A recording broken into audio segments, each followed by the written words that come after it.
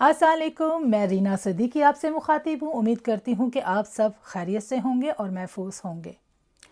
अभी कुछ महीने पहले ही तो हमारे मुल्क के हालात बिल्कुल ठीक थे, गवर्नमेंट ठीक चल रही थी, सब कुछ आराम से हो रहा था कि अचानक रातों रात रजीम चेंज हुई और गवर्नमेंट को हटा दिया गया।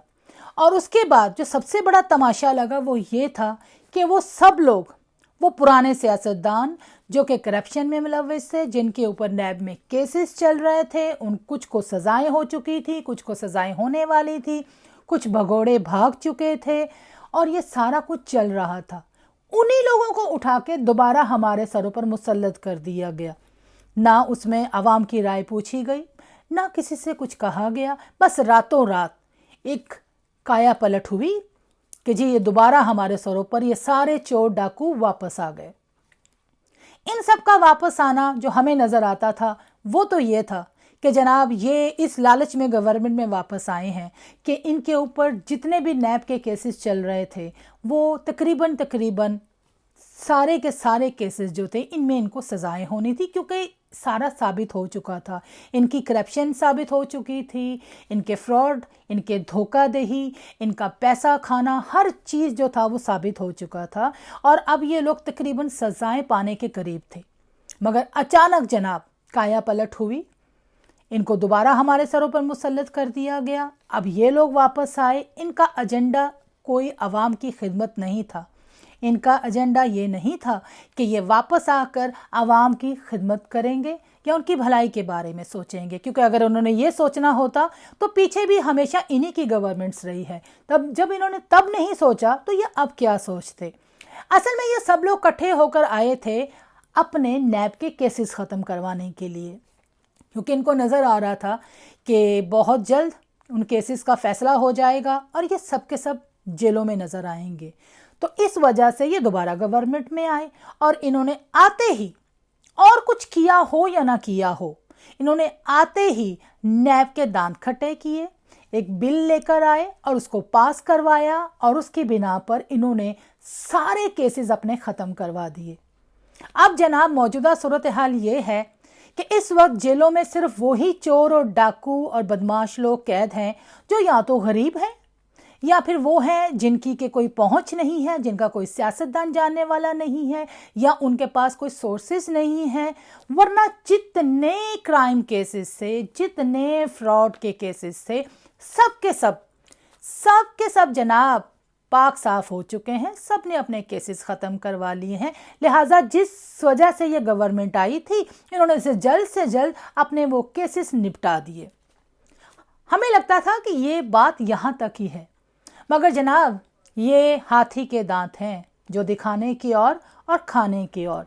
दरअसल ये जो कुछ भी हुआ है, ये गवर्नमेंट चेंज हुई रजीम चेंज के नाम पर, ये इन सियासतदानों के बस का रोक नहीं था। इनके पीछे एक बहुत बड़ी साजिश है, हमारे मुल्क को तबाह करने की साजिश। और अफसोसनाक बात तो ये है कि हमारे ही कुछ लोग उनके साथ मिले हुए हैं।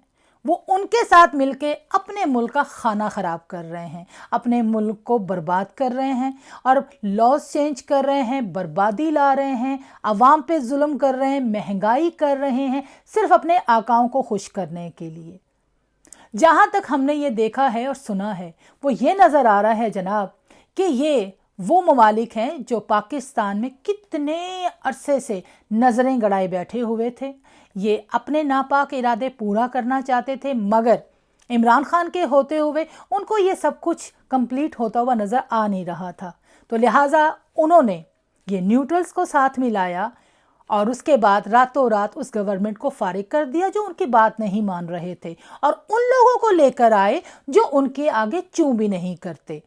ये सारा का सारा जो भी कुछ हमारे मुल्क में हुआ है ये बाहर की गवर्नमेंट्स है, जिसमें कि आप अच्छी तरह जानते हैं अमेरिका, इंडिया, इसराइल, ये वो ममालिक हैं और भी कुछ हैं जो पसे पर्दा रहकर हमारे मुल्क को नुकसान पहुंचा रहे हैं। ये लोगों की जो एक प्लानिंग थी जो कि इमरान खान के होते हुए कामयाब नहीं हो रही थी, जो सरे फहरिस्त चीज़ें जो ये करवाना चाह रहे थे, उनमें से सबसे पहले तो जनाब इन्होंने करवाना था कि इसराइल को पाकिस्तान एक्सेप्ट कर ले, क्योंकि इमरान खान के होते हुए तो ये हो नहीं सकता था। मगर जैसे ही ये गवर्नमेंट आई, आपने खुद खबरें कुछ देखी होंगी, कुछ तस्वीर भी सोशल मीडिया के ऊपर आई कि हमारी इस गवर्नमेंट के कुछ लोग जाकर इसराइल में मुलाकातें कर रहे हैं। और हैरत की बात तो ये है कि इतनी बड़ी खबरें आने के बावजूद, वो तस्वीर मंजर आम पर आने के बावजूद, वो सारे की सारी जमातें जो पहले इमरान खान को यहूदियों का आदमी कहते थे, इसराइल का आदमी कहते थे, अमेरिका का आदमी कहते थे, जब उनकी नज़रों के सामने ये सारी हकीकत आई तो कोई बोला भी नहीं, चूं भी नहीं निकली। यहाँ तक कि हमारा जो मीडिया है उनमें से भी कोई नहीं बोला कि ये क्या हो रहा है, क्योंकि ये तो सब प्लानिंग थी। लिहाजा इनका सबसे पहला तो ये मोटो था कि पाकिस्तान इसराइल को मान ले। दूसरा, इंडिया। आपको पता है इमरान खान हमेशा कहता था कि मैं इंडिया के साथ तजारत चाहता हूँ, हर चीज़ साथ में लेकर चलना चाहता हूँ, मगर सबसे पहले इनको कश्मीर का जो प्रॉब्लम है उसको सोल्व आउट करना चाहिए, उसका कोई ना कोई हल करना चाहिए, क्योंकि पिछले 75 साल से कश्मीर जो है वो एक मसला बना हुआ है। तो जब तक इंडिया इसका सही मसला कोई नहीं निकालता, हम इनके साथ तिजारत नहीं करेंगे। लीजिए जनाब, अब इंडिया के साथ तिजारत शुरू हो गई, कश्मीर का मसला गोल हो गया, उसका जिक्र भी नहीं हुआ। क्या ज़रूरत है, वो तो खाली इमरान खान के लिए था ना। अब तो बैरूनी ताकतें हैं, जो वो कहेंगी वो जे हुजूर करेंगे। लीजिए जनाब, इंडिया के साथ तिजारत भी शुरू हो गई। उसके साथ साथ जनाब इन लोगों का सबसे बड़ा जो मसला था वो था जनाब IMF का। ये चाहते थे कि पाकिस्तान की गवर्नमेंट IMF के आगे घुटने टेक दे और उसके बाद जो वो कहें वो ये करें, वो कीमतें जो बढ़ाएं ये बढ़ाएं। इनको ना आवाम का ख्याल हो ना अपने मुल्क का ख्याल हो, बस ये आकाओं को खुश करने के चक्कर में सब कुछ करें, और वो भी हो गया। और उसके बाद पाकिस्तान में वो हुआ जो किसी के वहमो गुमान में भी नहीं था। जब मैंने ये खबर सुनी तो यकीन जाने मुझे अपने कानों पर यकीन नहीं आया। हमारे इस सो कोल्ड ये क्राइम प्राइम मिनिस्टर जो हैं, इन्होंने बड़े ही आराम से एक बिल पास कर लिया, एक ऐसा बिल कि जिसके बारे में हमने कभी नहीं सोचा था कि ये हमारे मुल्क में पास होगा, क्योंकि हमारा मुल्क इस्लाम के नाम पर बना हुआ है, हमारा मुल्क मुसलमानों का मुल्क है, और हमारे मुल्क में हमेशा से वो लॉ एंड ऑर्डर्स होने चाहिए थे जो कि इस्लाम के पैरोकार होते। मगर ऐसा तो कुछ हुआ नहीं, उल्टा बैरूनी ताकतों ने, इन मुल्कों ने अपनी वो गंदगी, वो गलाजत जो ये पाकिस्तान में लाना चाह रहे थे, वो उसमें कामयाब हो गए। आपको पता है कुछ अरसे से पाकिस्तान में बड़े ड्रामे चल रहे थे, बड़ी तहरीकें चल रही थी, जैसे मेरा जिस्म मेरी मर्जी, जैसे वुमेन फ्रीडम और बला बला बला, बहुत सारी तहरीकें चल रही थी, मगर वो परवान नहीं चढ़ रही थी। मगर जैसे ही गवर्नमेंट चेंज हुई, उन्होंने अपने तमाम मंसूबे जो पाया तकमील तक पाकिस्तान में नहीं पहुंच रहे थे, वो एक एक करके अमल दरामद शुरू कर दिया। बड़े शर्म के साथ कहना पड़ता है जी, पाकिस्तान में इस वक्त ट्रांसजेंडर बिल पास हो गया है। ट्रांसजेंडर बिल, दूसरे अल्फाज में अगर इसे कहें तो जनाब इसे कहते हैं LGBT। LGBT का मतलब हम अच्छी तरह जानते हैं, क्योंकि हम यहाँ यूरोप में रहते हैं, UK में, यहाँ पर ये सारा लॉ पहले से चल रहा है। LGBT का मतलब होता है कि लड़का लड़की जो भी है, लड़की लड़की के साथ रह सकती है, लड़का लड़के के साथ रह सकता है। ये जितनी भी गलाजत है इसको कानूनी तहफ़्फ़ुज़ मिल जाता है, और अब पाकिस्तान में भी उन लोगों को कानूनी तहफ़्फ़ुज़ मिल गया है। मैं ये नहीं कहती कि जो एक मखसूस हमारा तबका है जिसे हम ख्वाजा सरा कहते हैं, मैं हमेशा उनके हक़ में हूँ। उनके लिए हमेशा मैं कहती हूँ कि इनके लिए लॉज बनने चाहिए, इनको नौकरियाँ मिलनी चाहिए, इनको हमारे माशरे में तहफ़्फ़ुज़ मिलना चाहिए, इज़्ज़त मिलनी चाहिए, ये एजुकेशन की तरफ आएँ, ये अपनी ज़ात को मुल्क की तरक्की में इस्तेमाल करें। मगर ये लॉ और उनका तहफ़्फ़ुज़ात वो एक अलग चीज़ है। यहाँ पर UK में जो भी ये लॉज हैं, हम अच्छी तरह जानते हैं कि ये क्या चीज़ है। ये किस बुराई को फ़रोग़ देते हैं और किस बुराई के ऊपर कानूनी तहफ़्फ़ुज़ात रखते हैं। इन मुल्कों के अंदर ऐसी चीज़ें, ये आज़ादी बेरवी, ये सारी हरकतें, ये तो खुला खुला अल्लाह के इस्लाम के ख़िलाफ़ जंग है। ये जो बिल पास किया गया है एक मुसलमान मुल्क के अंदर, ये तो खुली जंग है। ये तो एक ऐसी बेगैरती इन्होंने की है कि जिसका हम कभी तसव्वुर भी नहीं कर सकते थे। हम यहाँ पर थे, हम अपने इर्द गिर्द ये माहौल देखते थे तो हम अपने बच्चों को उनसे महफूज रखने की कोशिश करते थे। यहाँ पर तो कलर्स इनके लिए मखसूस हैं, त्यौहार मनाए जाते हैं, इनकी पजीराई होती है, इनको फ्रीडम के नाम पे पता नहीं क्या क्या मुग़ल्लज़ात दी जाती हैं। एक दिन मेरा बेटा स्कूल से वापस आया और उसने आकर मुझसे पूछा कि मामा, मेरा एक दोस्त है, वो गे है, क्या मुझे उसके साथ दोस्ती करनी चाहिए? तो मैं सोच में पड़ गई।